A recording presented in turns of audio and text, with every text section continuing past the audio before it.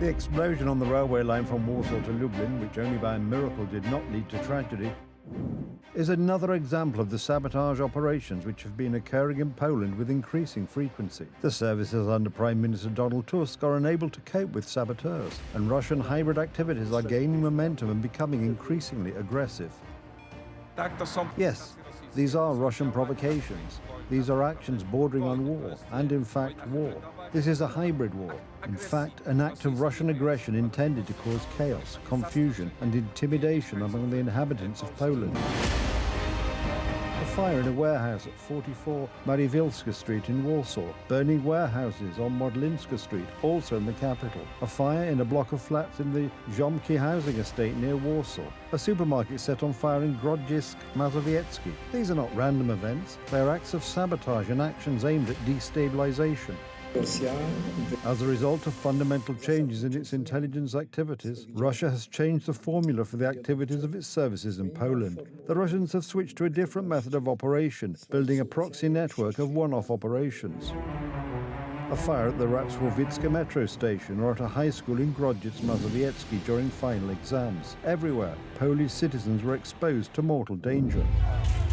Hostile services are operating on many fronts. Od kilku lat mamy do czynienia z systematycznymi. For several years now, we have been dealing with systemic hostile actions by Russia against Poland. The most visible is the hybrid attack on our eastern border. And it is worth remembering that the politicians who today comprise Donald Tusk's government coalition focus their attacks not on Belarus, the aggressor, but on the Polish government, Polish soldiers and Polish officers for defending the country and not letting the waves of migrants in. But Russia's actions, calculated to be below the threshold of war, don't just happen at the border. They are also operations of influence, political destabilization, harsh attacks in Ziomki, Grodzisk, and on Modlinska Street in Warsaw, and the use of Ukrainians for this purpose. This is really happening, and unfortunately, those in power are burying their heads in the sand. Russian services mainly use foreigners, often Ukrainians, for acts of sabotage, but also for observing and photographing Polish critical infrastructure. And they have their own insidious goal in doing so. Not only are they trying to evade responsibility, but they also want to stir up negative public sentiment. Te zagrywki, czy też granie kartą antyukraińską.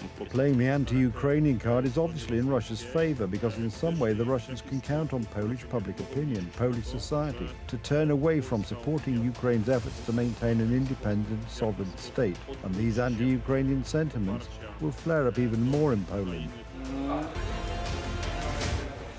The Kremlin services recruit their collaborators in a very ruthless manner, and the most valuable ones for them are Ukrainians residing in Poland. Using Ronet, that is, Russian social media, the special services of the Russian Federation recruit various types of saboteurs, propagandists and agents, their fifth column, and with the help of cryptocurrencies, they pay them money to carry out sabotage and diversion.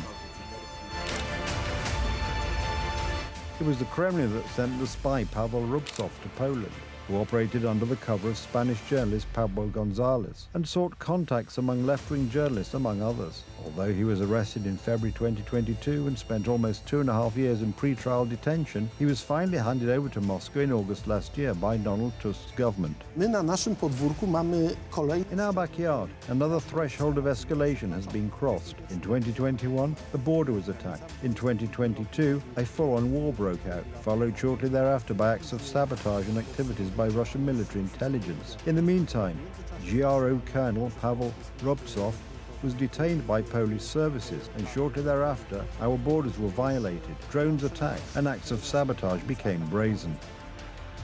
In 2023, when the United Right government was in power, the authorities broke up a network of Russian spies. They conducted intelligence activities against Poland and prepared acts of sabotage on behalf of Russian intelligence. Those detained are foreigners from the eastern border. The prosecutor's officers charged them in espionage for Russia and participation in an organized criminal group. Seeing the weaknesses of the current services in Donald Tusk's coalition government, the Kremlin will certainly not give up further sabotage operations.